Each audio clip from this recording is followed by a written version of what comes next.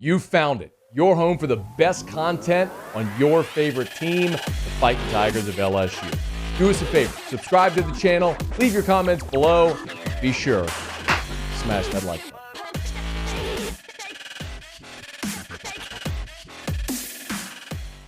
So LSU loses to Auburn, 24-19. Where should we begin? Oh, how about we start with 11 net rushing yards on 26 attempts. 11. That's an average of a half a yard a carry. I'm not good at math, but the box score told me. You realize LSU is 128th in America in rushing offense? Never in the world did I ever think I would see that 130 teams play football in the FBS, and your Fighting Tigers of LSU out of the Southeastern Conference are 128th in rushing offense. Only Mississippi State and Bowling Green are worse. Y'all want to talk about Corey Kiner?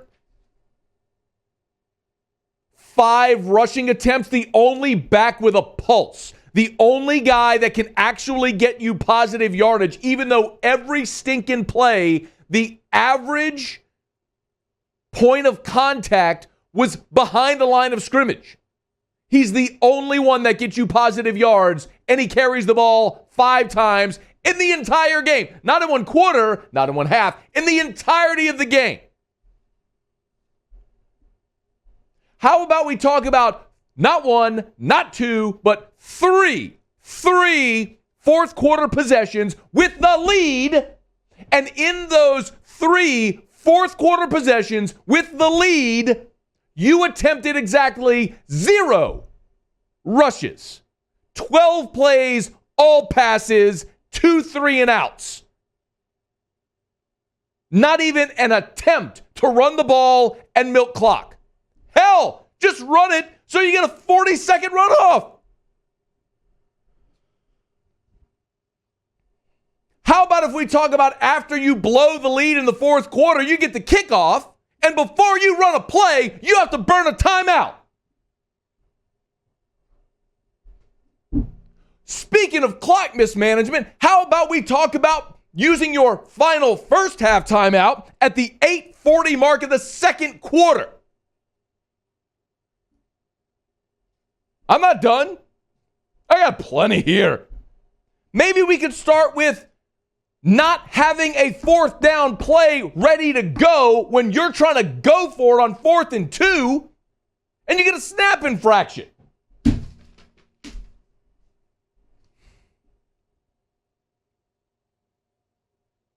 How about trying to go for it on 4th and 1 from the 2 in the first half, and the jumbo offensive package you put in with the extra offensive lineman whose sole purpose is just to be in there to block on this running play where you're going to get 1 yard and that guy jumps off sides. And so now you have to kick a field goal from the 8-yard line. Oh, could we also talk about attempting field goals from the 14 and the 5-yard line? Forgive me, that was the attempt from the 5-yard line. For good measure, how about LSU being offsides on a kickoff? This team is leaderless. The head coach hasn't a clue, and he hired a bunch of staff members that are completely unqualified, and has led to this. I could go on and on and on, but the bottom line is LSU lost a home game to an inferior team that you led the entire game until the 3-minute, 11-second mark in the fourth quarter because your head coach and his unqualified group of assistants mismanaged the game per usual. Sometimes your talent is good enough to overcome that gross incompetence. Saturday, it wasn't. one positive. There is one positive. Big picture positive I'm talking here. One. With every body blow like Saturday, we are one step closer to seeing LSU hire a competent head football coach who can return this program to relevance. Because people, LSU ain't there right now. I've said it before and I'll say it again. Ed Orgeron Forrest Gumped his way into a title. He has no idea how he got there, so he has no idea how to build the road back, and now it is over. Forrest Gump wasn't the best shrimp boat captain in the world. He was the lucky SOB whose boat didn't sink in the storm. From that day on, shrimping was easy. That's Ed. He won a title. It was awesome. So much fun in 2019. He has no clue how it happened and no clue how to get back there, and you are going to continue eroding until he's gone. And thankfully, that's going to be really soon. I can go through observations from the game. Your offensive line is atrocious. 0.4 yards per carry, 3 sacks allowed, 3 tackles for loss, and you only called like a dozen running plays. 6 quarterback hits. A lot of people blaming Max Johnson. Max Johnson ain't the problem, y'all. That's a dude who just started his 7th football game. His 7th of his career. He's in his 2nd year, the first half of year 2.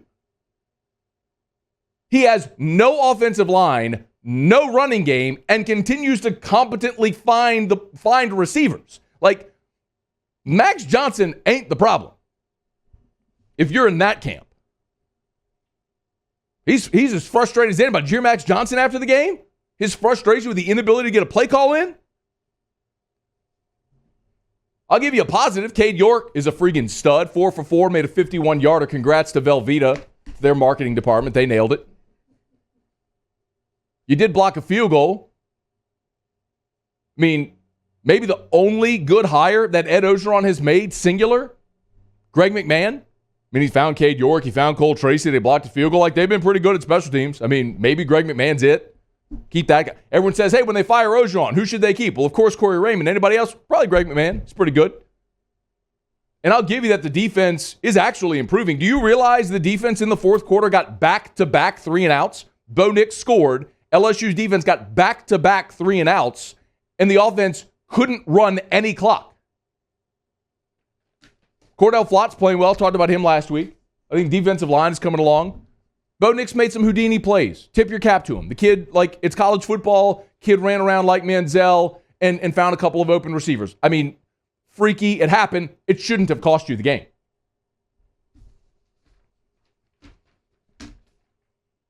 So we plow on. LSU's 3-2, 1-1 in the conference, staring at a road trip against Kentucky, and then a home game against Florida, a road trip to Ole Miss, a road trip to Alabama. How do you think that's going to go with this staff leading the way? With every body blow, at least we're one step closer to relevance. Hey, thanks so much for watching. Please leave your comments. I love to interact. And be sure to hit the red subscribe button below.